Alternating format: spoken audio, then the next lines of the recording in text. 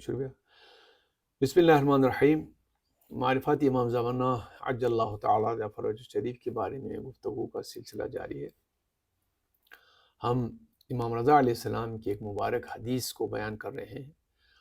تو امام علیہ السلام اس حدیث شریف میں آگے فرماتے ہیں، جس کو خدا اور رسول اور اہل بیت علیہ السلام نے منتخب کیا تھا اس سے منہ موڑ لیا اور اپنے انتخاب کردہ کو تسلیم کر لیا، جبکہ قرآن آواز دے رہا تھا، آپ کا رب جو چاہتا ہے پیدا کرتا ہے اور جس کو چاہتا ہے منتخب کرتا ہے، وَيَخْلُقُ مَا شَاءَ وَيَخْتَارُ مَا كَانَ لَهُمُ الْخِيَرَةُ۔ اس سلسلے میں لوگوں کو کوئی اختیار نہیں ہے۔ خداوند عالم ان باتوں سے پاکیزہ اور بلند ہے جس کو یہ لوگ خدا کا شریک قرار دیتے ہیں۔ یہ سورہ قصص کی آیت نمبر 68 ہے۔ اس کے علاوہ خدا عالم نے یہ بھی ارشاد فرمایا، جب خدا اور رسول کسی بات کا فیصلہ کر دیں تو کسی مرد مومن اور کسی مومنہ عورت کو اپنے امور میں کوئی اختیار نہیں ہے۔ یہ سورہ احزاب کے آیت نمبر 36 کا ترجمہ ہے۔ اللہ تعالیٰ نے یہ بھی فرمایا ہے، تم کس طرح کے فیصلے کر رہے ہو؟ کیا تمہارے پاس کوئی آسمانی کتاب ہے جس میں یہ باتیں تم پڑھتے ہو؟ جو کچھ تم نے چاہا تم نے وہ لکھا ہے۔ کیا ہمارے اوپر تمہارا کوئی حق ہے؟ کیا قیامت تک کوئی قسم ہے کہ اس طرح اپنے مفاد کے لیے بے بنیاد حکم کیا کرتے ہو؟ ان سے دریافت کیجئے، اس کا کوئی ذمہ دار ہے؟ آیا ان کے پاس کوئی گواہ ہے؟ اگر سچے ہو تو گواہ پیش کر دیں۔ یہ سورہ قلم کی آیت نمبر 36 سے 41 تک کا ترجمہ ہے۔ اللہ تعالیٰ مزید فرماتا ہے، قرآن میں غور و فکر کیوں نہیں کرتے؟ کیا ان کے دلوں پر تالے لگے ہوئے ہیں؟ یہ سورہ محمد کی آیت نمبر 24 کا ترجمہ ہے۔ ایک اور آیت میں اللہ تعالیٰ فرماتا ہے، کیا خدا نے ان کے دلوں پر مہر لگا دی ہے کہ یہ سمجھتے ہی نہیں ہے؟ یہ سورہ توبہ کی آیت نمبر 87 کا ترجمہ ہے۔ یا صرف یہ کہتے ہیں کہ ہم نے سنا، در حال ہے کہ وہ سنتے نہیں ہیں۔ خدا کے نزدیک سب سے بدتر چوپایا گونگے اور بہرے ہیں، جو کچھ سمجھتے ہی نہیں ہیں۔ اگر خدا کو ان میں کسی اچھائی کا علم ہوتا تو ان کو ضرور سنواتا، اگر ان کو سنوا بھی دیتا تب بھی یہ پشت کر لیتے اور منہ موڑ لیتے۔ یہ سورہ انفال کے آیت نمبر 21 سے 33 تک کا ترجمہ ہے۔ اس کے بعد اگلی آیت میں فرماتے ہیں کہ یا ان لوگوں کا کہنا ہے کہ ہاں ہم نے سنا اور نافرمانی کی۔ یہ سورہ بقرہ کی آیت نمبر 93 کا ترجمہ ہے۔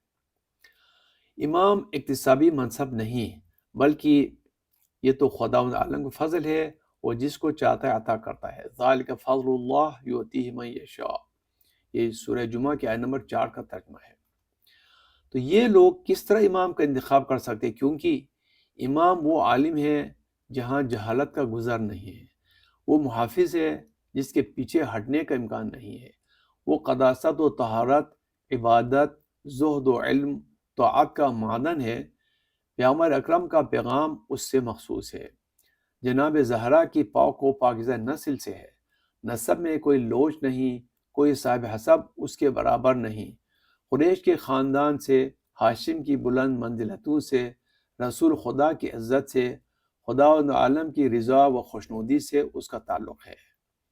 امام شریفوں کا شرف ہے، عبد مناف کی سرسبز شاخ ہے۔ امام کا علم نمودار، اس کا حلم کامل ہے۔ امامت میں قوی سیاست میں ماہر ہے، اس کی اطاعت واجب ہے اور خدا کے حکم سے قائم ہے، بندگان خدا کے لیے نصیحت کرنے والا ہے اور دین خدا کا محافظ ہے۔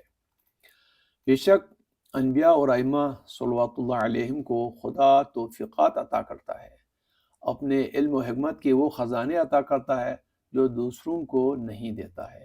اس بنا پر ان کا علم زمانہ والوں کے علم پر فوقیت رکھتا ہے۔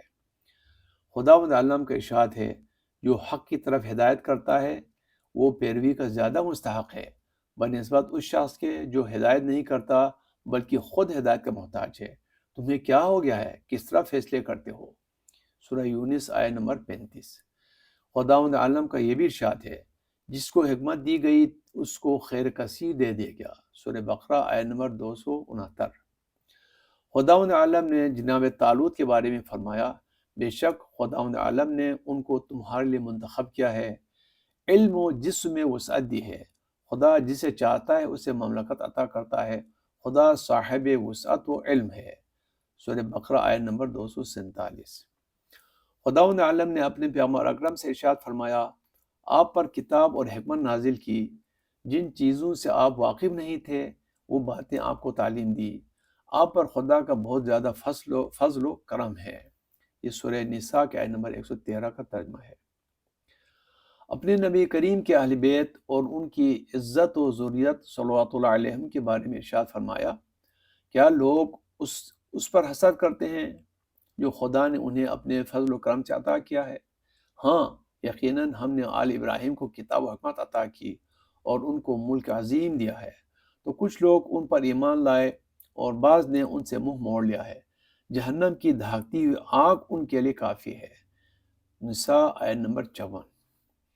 جب خداوند عالم کسی بندے کو اپنے بندگان کی اصلاح کے لیے منتخب کرتا ہے تو خدا اس کے قلب کو کشادہ کر دیتا ہے، اس کے دل میں حکمت کے سرچشمے ودیعت کرتا ہے، اسے الہامی علم عطا کرتا ہے، جس کے بعد وہ کسی بھی چیز کے جواب میں عاجز نہیں ہوتا ہے اور سیدھے راستے سے منحرف نہیں ہوتا ہے، وہ معصوم ہوتا ہے، خدا کی جانب سے طے شدہ ہوتا ہے، توفیق یافتہ ہوتا ہے، وہ خطاؤں سے، لغزشوں سے اور غلطیوں سے محفوظ ہوتا ہے۔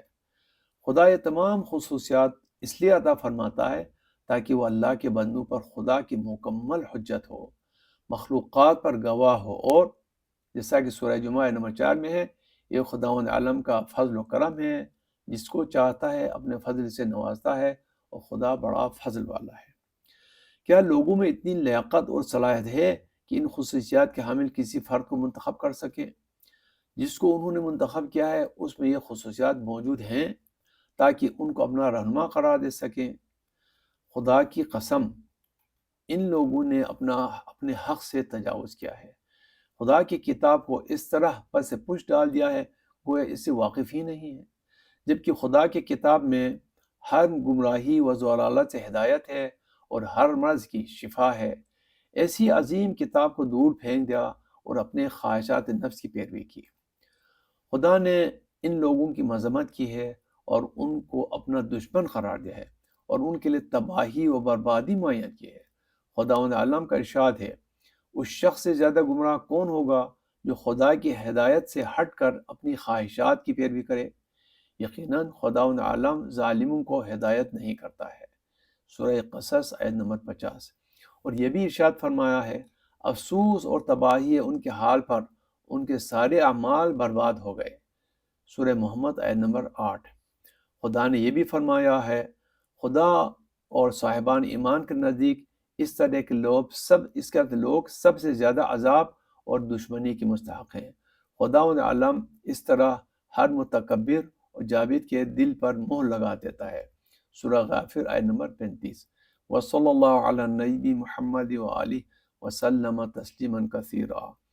یہ حدیث اصول کافی کتاب الحجت باب نادر جامع فی فضل امام و صفاتی حدیث اول جو ہے موجود ہے۔